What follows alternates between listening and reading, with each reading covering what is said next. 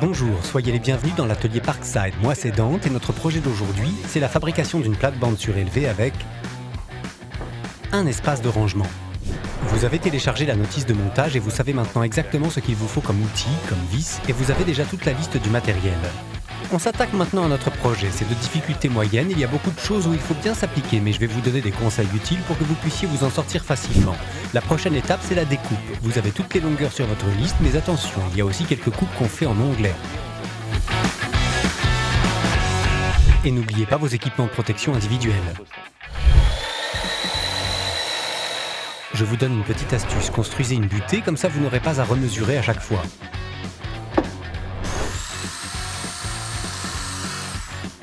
Pour la finition des bords, je vous conseille d'utiliser du papier abrasif de 150 et de poncer fort. L'étape suivante, c'est le lasurage. J'applique ma lasure incolore avec un chiffon, mais vous pouvez bien sûr ajouter un peu de couleur à l'aide d'un pinceau et la lasure de votre choix.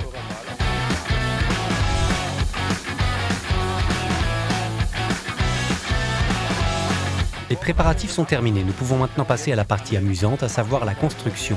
Nous allons faire ce cadre en 3 exemplaires. Pour cela, nous avons besoin des traverses. Cette pièce intermédiaire pour la stabilité que nous avons placée en diagonale et 2 grands montants verticaux. Une fois que vous avez tout tracé, vous pouvez percer les trous exacts en reportant ce trait.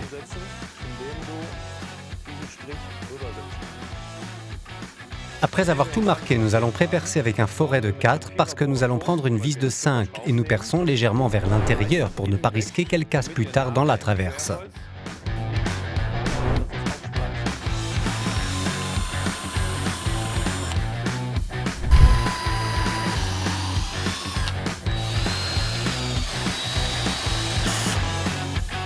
La dernière étape de la construction de notre cadre consiste à intégrer le renfort stabilisateur. C'est pour cette raison que la baguette que nous avons coupée en onglet est importante. Nous devons faire attention à ce que notre vis prenne le plus de matière possible pour que le tout soit vraiment bien solide.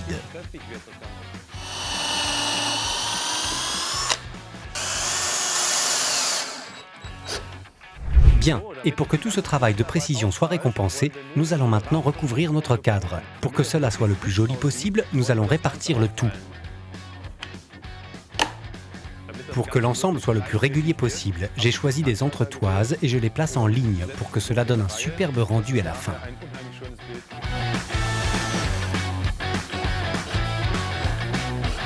Afin d'utiliser correctement l'espace disponible, nous découpons des encoches dans les coins des 4 planches extérieures pour que tout soit parfaitement ajusté.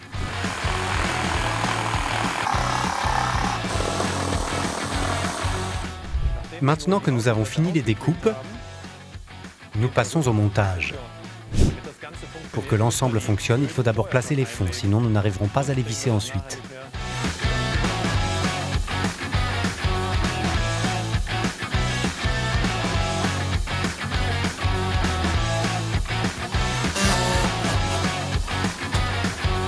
So.